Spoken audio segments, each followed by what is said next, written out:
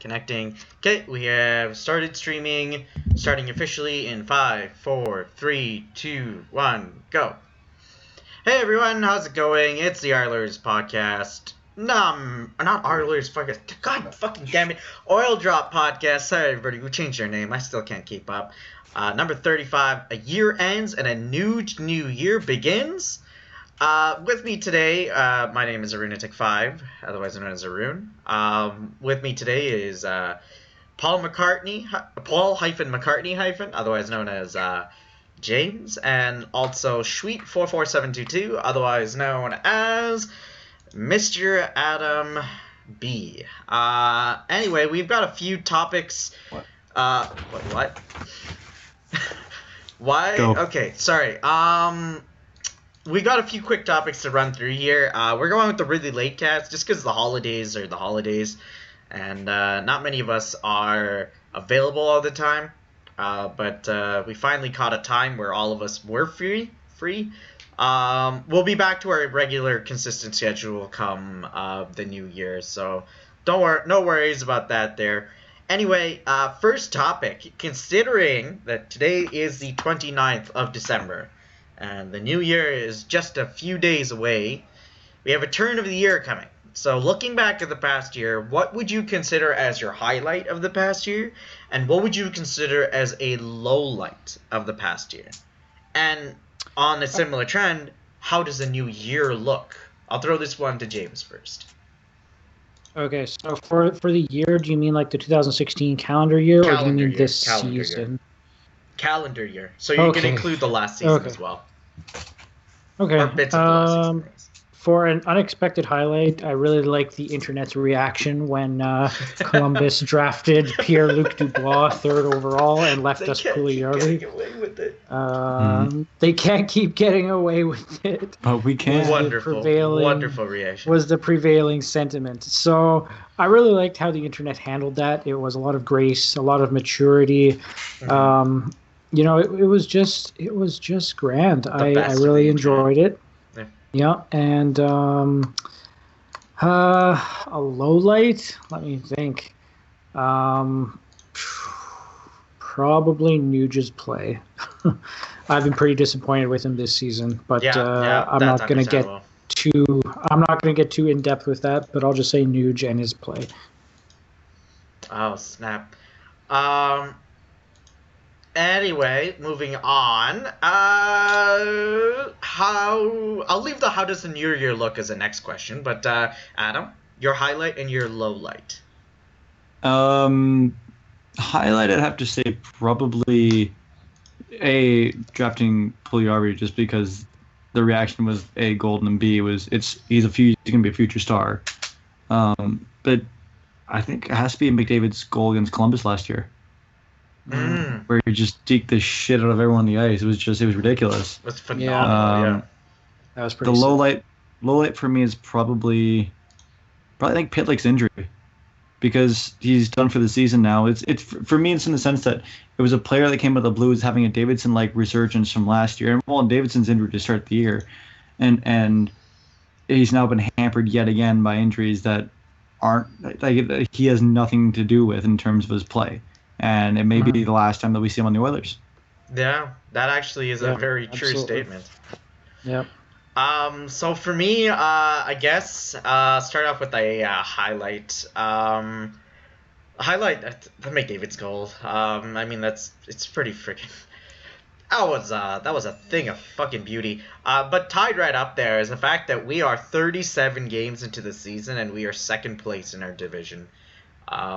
It's nothing that really we were thinking as a collective unit that we were going to be pretty far down in the standings, or competing for a wild card spot, but we're right up there in the thick of things. Although no guarantees that things aren't going to change. Anaheim is just a point below us. Calgary is just 4 points below us. San Jose, who is a point above us, has 2 games in hand as well. So it'll be interesting how things play out. Anyway, a low light for me has just to be the way that last season ended. we had a solid excuse for how poorly we were doing to start off for like 3/4 of that season. But in the last quarter of the season, we had a lot of players healthy outside of Klefbom, which is a pretty significant player to be missing. But our offense was just not clicking in the slightest bit, and it was just frustrating to see it. That team was just, it was unfortunate because that also had a huge part to do with where we finished, and it's nice to see us sort of turn the tide a little, but no guarantees yet. I'm not going to count our chickens before they hatch. So on that point, then, how does a new year look for you, Adam? Uncertain, but with reserved optimism. So it's pretty much similar to what we started with last year, basically.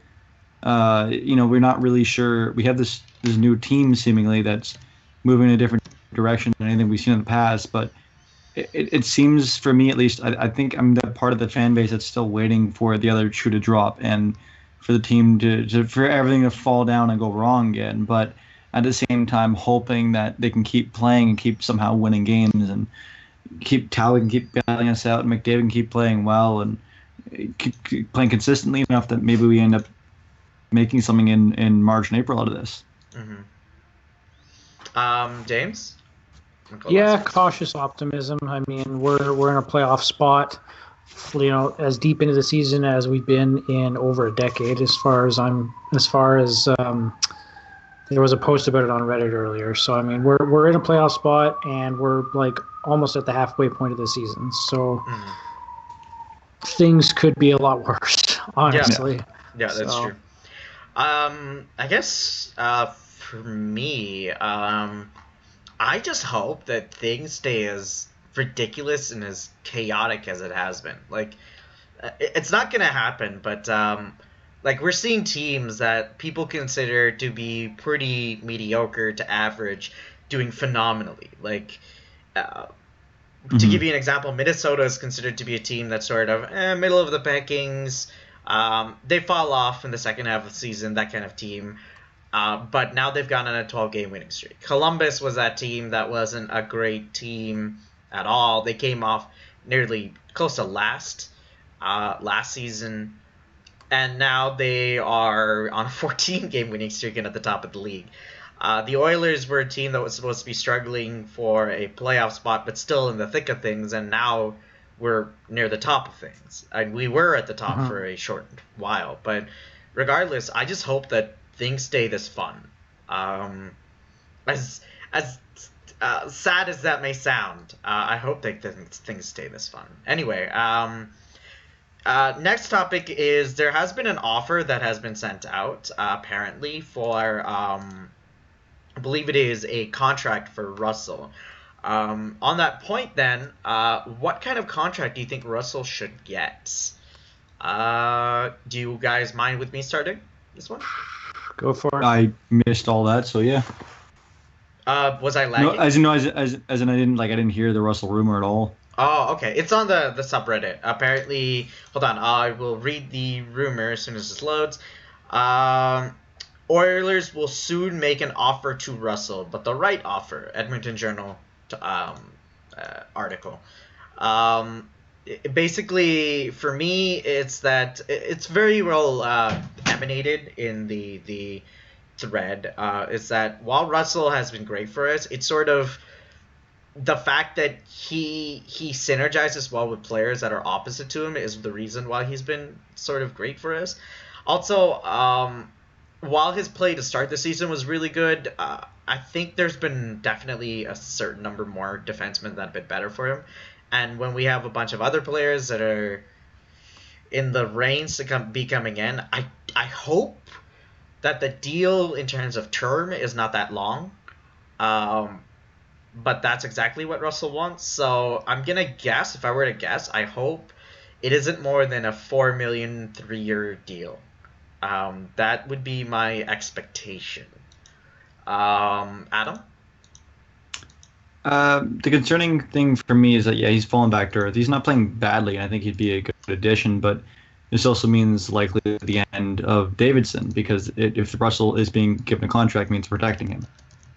So, and with Davidson, Pouliot, and Pitlick, I think, being three big exposures, along with, I think, Brossoit and Kara, the most likely to be taken there is Davidson. He's a young defenseman on a good contract, a very good defenseman when healthy. And the when healthy thing might be an issue for a lot of teams, but it won't be for Vegas, frankly. If he can stabilize their decor. And Benoit Pouliot won't be taken because he's been playing like absolute shit. So no guarantees there. He's just had a bad season. No, right. For me, it's a sad moment in the sense that maybe we're seeing the end of Davidson, and he's one of my favorite players, so that's a little bias there. But I think Russell, the terrifying thing is that Russell's looking for a long contract. Yep. And don't really have a whole lot of cap space to play with in the next few years, with contracts going to McDavid and Nurse and Draisaitl. So giving him more than 3 years at around $4 million could put us in some serious issues. Yeah, the way that I see it, Russell is a third pairing defenseman. Mm-hmm. I agree with that sentiment. On a mediocre defensive core. You don't give term and you don't give cap hit to depth defensemen. There's 4 ahead of him: Sekera, Clefbaum, Nurse, and Larson. Like, those are 4 and I'd argue right off Davidson the bat. at times. And I'd argue Davidson as well. Exactly. So, he is a third pairing defenseman. You give him 2 years max. You offer him 2.5, 3 max per year. If he doesn't like it, he can kick rocks. Like, don't chase depth players. There's replacements out there. Well, that's the other thing. He wasn't really well sought after this summer. No. So realistically, he doesn't have a whole lot of market value, which we do have on our side. I feel like he was a hot pickup for the Dallas Stars, and then for the Stars he was just crap. And that was one of the key reasons that he wasn't. I don't know what it's like in meetings with general managers and team leadership and whatnot, but I feel like some teams panic and they go after players that they shouldn't, and it's obvious that they're chasing these players. I mean, a number of years ago, it was very obvious with Danny Heatley and the Oilers, and I feel like Versteeg with the Oilers this past offseason was another obvious example. Like, he's playing pretty well right now. He was given a contract by the Oilers, and it was obvious, they traded Yakupov in the assumption that they were going to be able to sign him. I'm just saying, like, don't chase these depth players. Versteeg is a useful player. He's not a building block. And same thing with Russell. I feel like Russell is kind of the same way. I would argue he's less useful than Versteeg. Yeah. Russell had like 2 or 3 chances. Like, just the last game alone, Russell had a few good chances to put it on net, and he missed it. I think it's also it's a very recent example, and it's not that great of an example, but still, it gives you an idea in terms of, you still want the guy hitting the net. And sometimes a guy that brings that level of defensive play while bringing a little bit of offense is what you need more than a guy like Russell. I mean, it's worth noting that when Davidson was injured, he played second pairing quite well at that for most of the season. It's only in the last little bit he's fallen down to earth, and he's still not playing poorly. No, he's not.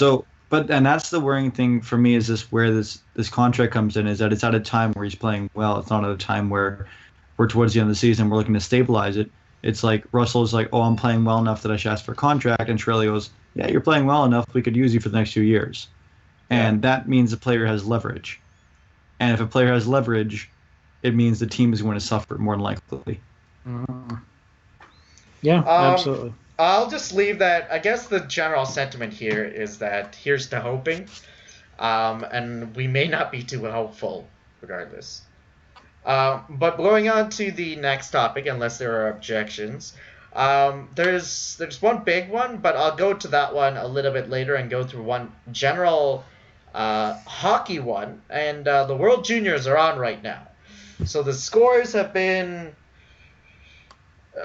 surprising for some teams and very hopeful for Canadian teams. The Canadian team, excuse me. What are your thoughts basically on Team Canada's performance? Any surprises for you? And who do you think at the end of the day wins the whole thing? So, question. Yeah. I haven't been able to watch. I haven't been able to watch today, and I haven't been able to check updates. So, who started for Canada today, and how much did they win by? I Connor don't know Hart who started today. in They net. beat Latvia 10-2. Yeah, they beat Latvia 10-2. I do know that. I can find out who started for you. In the meantime, James, did you want to talk? Yeah, James it's mentioned- Carter Sorry. Hart that started. So they beat Latvia 10-2 today. They're 3-0. Taylor Radish scored 4 goals in the Canada game today. One Which of is a 4 new- Canadian players in the history of the World Juniors to do that. Yeah. And he hit the post. He almost got his 5th. Sorry, quick question. Yep. Do you know who else is in that category, and who's he drafted by? He's drafted by Tampa Bay, I want to say. Mhm. And as far as that category goes, I'm not sure of the entire group, but it hadn't been done since, I believe, Braden Shen back in 2011.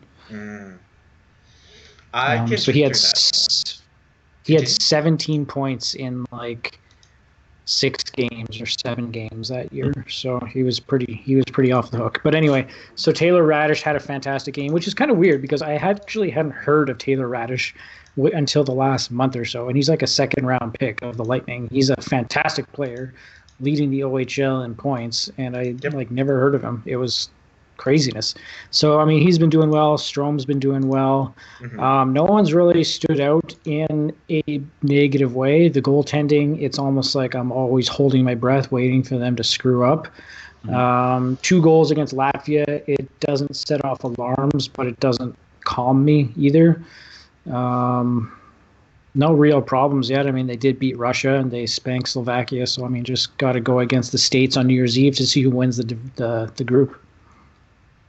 Okay, so the group of players that he's in with is Simon Gagne, Braden Shen, and Mario Lemieux. Mario Lemieux. It's for your company.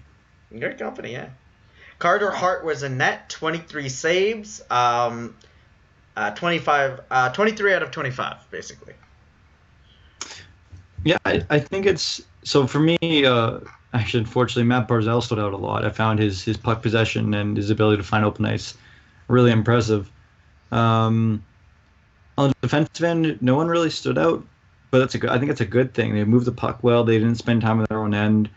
Only allowing 6 shots or 7 shots against playing Slovakia means that you shut them down the entire night. Yeah, straight up, just complete dominance. Actually, no, that team isn't a great team. Let's be honest here. Lausanne actually, he got 2 goals. A goal and 2 assists against Slovakia, and he was a guy he was playing 7th defenseman that before. Yeah, I feel like Thomas Chabot is their number 1 defenseman, but they don't have an overwhelming, clear-cut Chris Pronger number 1 guy. So Chabot has played fairly well. Let's be a little he hasn't been bad. No, he has. But this tournament seems like one of those weird ones where every team isn't super strong this year, so Canada might walk away with the gold because they have the strongest of the not strong year. Let's not count our chickens before they hatch. No, but I mean, if you look at it, so last time the teams were super strong Canada was super strong would have been 2015, and they were anchored by Theodore and Nurse. They had McDavid, they had Lazar, they had Max Domi, they had Sam Reinhart, they had Anthony Duclair. They had a stupid good team. This year, the Finns don't have Laine, Aho, Puljärvi, Ristolainen, and they're getting crushed. The Danes beat the Finns. Danes beat the Finns. The Switzerland. When was the last time that's happened? That was going to be my big surprise at the tournament. Is like I knew that the Finns were missing a lot of their key players, but this is far worse than I expected them to be doing. Like Denmark, Switzerland are not teams that they should really be losing against. And it's, I don't know, it's something else, I'll tell you what. Their goaltending's been piss poor, which is really odd for the Finns. Yeah. One thing, though, it's been really great for me, at least a fun story to watch. It'll be interesting keeping track on that further is the Denmark team. They picked up another win today. They beat Czech Republic in OT. Did they? So they have Wow. one win, one overtime win, and one loss to their name. And they sit third in the standings. They're probably through the next round. No, not yet. Czech Republic is ahead of them, based upon goals against. And the fact that all of their losses have come in OT. So they are ahead, but I think Denmark, I don't know who Denmark plays next, but it's all going to come down to that for Denmark qualifying. Is it top 2 or top 3 that continue on? Do you know? Top 4. Top 4? Yeah. Oh, never mind then. Well, yeah, they're going to qualify, but Finland really needs the next win.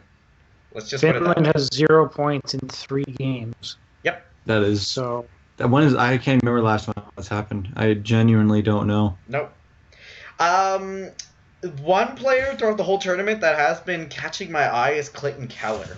He has been just freaking amazing. Like, he's been so dynamic. He creates something. You know, Mitch Marner. He reminds me a lot of Mitch Marner when he's on the ice. So it'll be the New Year's Eve Classic, quote unquote, that's going to play out between U.S. and Canada is going to be one good game to watch. Just because the U.S. team is perfect score so far, 3 wins, no losses, same with Canada, and it's going to come all to a conclusion on the 31st. Do you guys have anything else to add about the World Juniors? Like, who do you think is going to win we'll the take whole him. thing? I'm not worried. You're not worried. Well, I was just saying, who do you start Who do you start? for Canada? Who do you start? I go with Hart because I would Hart still has start, been phenomenal for the most of this season, and I think that game was just a blip. James? I personally, I go with. I would go with Ingram. I think. I think that it is. Their performances have been too close to call a definite winner. I think if Ingram comes through and has a great game against the Americans, that's enough to set him apart, as opposed to playing Latvia. I mean, Slovakia. if they lose to the Americans, it's not the end of the world. It sucks, but if he doesn't have a good game, then you go with Hart. Yeah. It Can be a little concerning because that may mean we end up playing Sweden far earlier than we may. We won't play Sweden. No? Okay. We won't play Sweden because Sweden's going to win the group. So they're going to play the 4th seed in our group, which that's going to be Latvia or the Czech Republic. Isn't the tournament bracket designed, though, so that the winner of Group A doesn't play the winner of Group B until the very end? Let's see. Fairly sure. You might be right. I'm just going to double check here now. Because most tournaments are designed that way, just so, like, it's a guarantee that, as a marquee matchup, if everything plays out perfectly, the best teams are going to play each other at the very end. At least that's the logic I see. 1B, so 1 of B plays 4 of A. So that's either... Hello, am I lagging? Probably the Swiss. Could be anyone, though. It could be anyone right now, yeah. A little bit. Yep. I mean, assuming we win our quarterfinal, then we play the winner of, like... If, let's say, we win the quarterfinal as the winner of our group, okay, then we play the winner of 2A and 3B. So that would be like the States against the Czech Republic or something like that. Or Denmark or someone there, yeah. Yeah, or Russia. We won't meet Sweden until the finals if we see them. Yeah. If we lose to the United States, this assumption being held. Yeah. But that's. I think you guys haven't had the opportunity to see Clayton Keller play. I think you'll really enjoy it. Anyway, I'm gonna assume that World Juniors Cup hockey championships. Topic is done. Unless you guys want to add something else. Nope. Okay.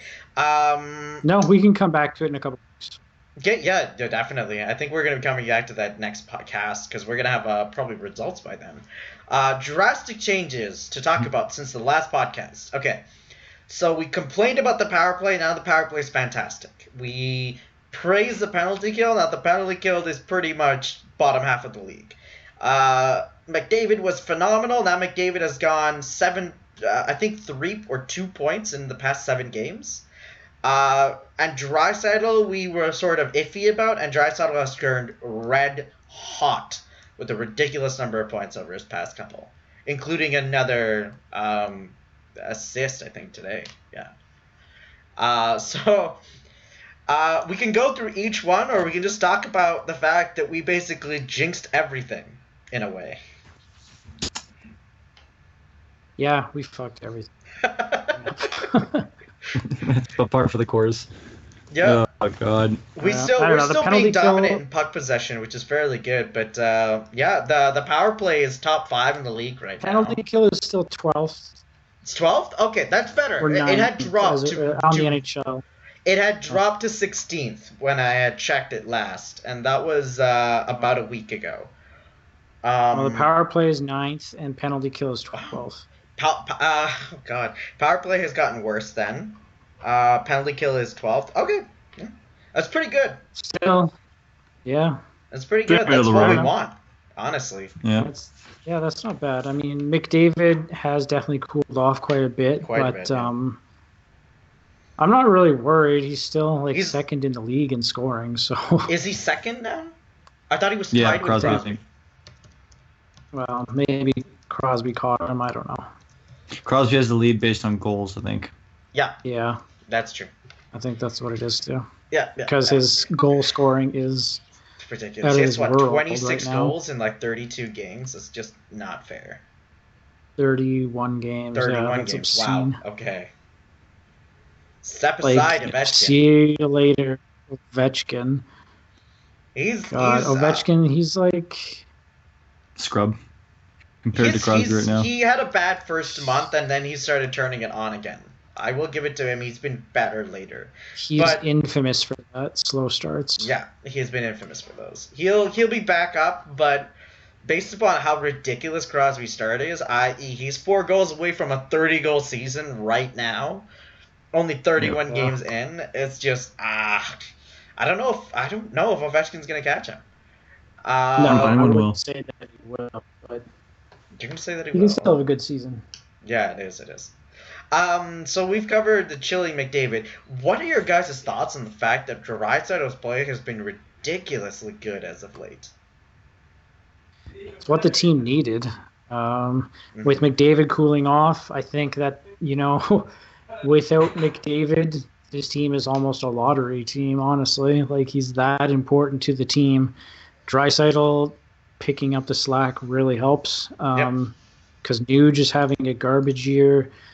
Eberle is having a decent year. I will point out, though, that line with Maroon, Draisaitl, and Nugent Hopkins was just clicking in this last game.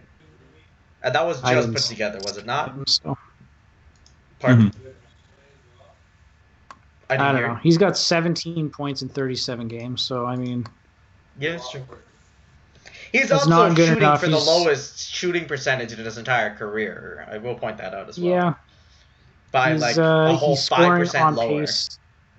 He's scoring on pace with Mark Letestu and Patrick Maroon. So I will point out Mark Letestu has had a fairly good season. And Patrick Maroon is he's 1 goal away, I think, from his previous career high for goals in a season. Yeah, that's fair. Letestu's having a good season. Letestu's really clicking on the power play. Mm-hmm. He's good in the shootout, too, I think. Good in the shootout, too, yeah. Odd outcome, yeah. It's a Kendricks kind of thing out of nowhere. Weird, yeah. Yeah. I guess the next sort of thing is the fact that the, penalty kill, we knew it would cool off, but did you think it would go from top 3 in the league to 12th so quickly? Yeah, I don't see really why not, to be honest with you. I don't think that it's a top 3 power play. Penalty kill. No. I think losing Nurse hurt a lot, because Nurse played a lot of PK minutes. He did, yeah. He was fairly good at it, too, surprisingly. It's been, 2.5 weeks since he's been injured? Yeah, I almost forgot that he was injured for a while there. We've but got now depth it's this like, oh season. I would say yeah, that's the key reason why. Like, oh we lost Nugent yeah. Hopkins, I mean, not Nugent Hopkins. We lost Nurse, yes, but we got, like, Davidson back. We got Matt Benning. We've still got Russell. We've got But Nurse was Sekera's eating ridiculous. PK Also, minutes. another player Draisaitl. that's been really hot after we gave him a relatively poor score collectively for the quarter season review. Sekera has been phenomenal over these past few games. I'll have to pull up stats, but I'm fairly sure he's close to a point per game in his last 10 or 15 or so. Yeah, he's really turned it on, I have to say. So Mhm. full marks to Sekera for over the last 3 weeks or so at least. Yeah, he's been really good. Clefbaum's been having a hard time though. Yeah, Oh yeah, has he ever? Oh man. I don't know I'm what to sure say. he'll find it. It's just a matter of confidence, in my opinion, with Clefbaum. Because we saw that last Yeah, season, too, where he still- started off fairly poor, and then he turned it back up. Right? Yeah, he's like what 20? He's 23 now. So I mean, another 2 years or so, and then we can start to be like, yo, what the fuck? What's happening? I think it's almost still at this point like it's an age thing because Yeah. it's like McDavid and Clefbaum are both having issues. It might be just their stamina. They're not used to playing this many games. That like the stretch before the break was brutal, and then this is the first game back after break, so it's hard to get back into gear of things. And I think as we move towards January and the new year, it'll kind of play itself out a little bit. Yeah. Fingers crossed, man. Yeah. Yeah. Shout out to Matt Benning, sure. who was secretly playing as Brian Nugent Hopkins today and scored that empty net goal. By the way. Was he really? No, the call by Kevin Quinn was Matt Benning scores his first ever NHL goal, and I just realized now that guy is shooting left. That's not Matt Benning. Oh no. I didn't see the call. No. Oh, it was hilarious. I'll have to pull it up, but it's pretty funny call. Anyway, I guess the last fun question of the cast. Obviously, recency bias is going to be a thing with this one, with how hot one player is right now and how cold the other one is. But McDavid versus Crosby. If you were starting off, and you say you were Vegas, for example, and you could have a choice between having McDavid as your rookie franchise player or Crosby as your rookie franchise player, who would you choose and why? It's a fun question of the cast. Well, I want to clarify the question. Yes. I want to clarify the question. If I'm Vegas, I think it sucks, but I think it's a pretty easy decision to take McDavid, in my opinion. But you say rookie, like rookie franchise you or take rookie them in their players? rookies, like when they were a rookie. You're taking them when they were young, not right now when Okay. they were young. Because obviously McDavid is the future of the NHL and Crosby is the present. But imagine that they're both the future. Hard question, huh? Adam, do you want to give it a little scratch for the answer?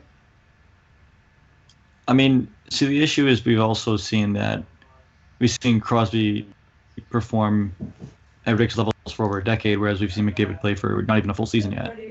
Haven't even seen him play 2 games. So, in terms of consistency and power and leadership and everything, Crosby checks all the boxes, and McDavid isn't there Stanley yet Cups to his because name already. he's younger.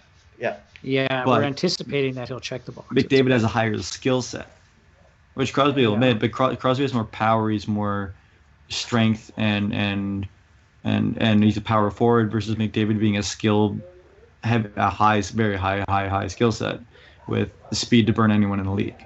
Mm-hmm. So it's more of the, I guess it depends more on what style of play you want to play. So if you go for speed and skill, McDavid, if you're going to go more grinding and counterattack, I think you go or counterattack with McDavid is more grinding and jump and chase. You go with Crosby. But it's so close. Yeah. If you held a gun to my head and made me choose, I would choose Crosby. Yeah. I think I choose McDavid personally, but for me, it comes down to what era that you're playing in as well. Like right now, we're in it sort of transitioning to an era where it's going to be more about skill a lot more about skill and a lot more about speed. And when that comes into consideration, then yeah, I would give a little bit more preference to McDavid. But that being said, like Crosby's skill set is just it's nothing to laugh. It's nothing to be. I don't know. Like it's phenomenal. It's what he brings to the table. Ever since he was a rookie is just ridiculous, and it's, the biggest thing about him is the fact that yeah, he's shorter, he's sort of smaller, but like he's built like a tank. Getting him off the puck, like it's renowned throughout the NHL that one of the hardest guys to get off the puck is Sidney Crosby. Good luck with that. Yeah, it doesn't happen very often. And I think there's a famous clip. If you guys are able to find that on YouTube yourselves, apologies. Where Jason Spezza, who's actually fairly good on the back check, follows Crosby around on the outer boards for a good like 20 seconds. Completely unable to get anywhere near the puck because of how good that Crosby's defending it. I've lost Adam. And he dishes it off to Letang, and Letang scores. It's just, what the hell, right? So, I don't know. It's so close to call, but I'm gonna give it to the more rounded guy right now and give it to Crosby. I remember that play. Spezza could not have played it any better. Yep. You know, he played that as well as he could. Yeah. And we've got Adam back again. So, I guess I'll finish off with the last question. And this will end our cast, essentially. Are Columbus and Minnesota for real? Who wants to take that one first? Yeah, I think that Columbus is, but not Minnesota. Yeah, I would agree. Adam? Or if you want to add. No, go ahead, Adam. I was gonna say Columbus has been more consistent over the course of the season. Minnesota just seems to be having a ridiculous hot streak, but at the same time, it's hard. It's hard. I'd say Columbus is yes, Minnesota maybe, possibly, but if they ride this hot streak for too long, like if they lose against Columbus and then they end up keeping it, like just basically riding it on coasting on it for the next month and a half, they're screwed.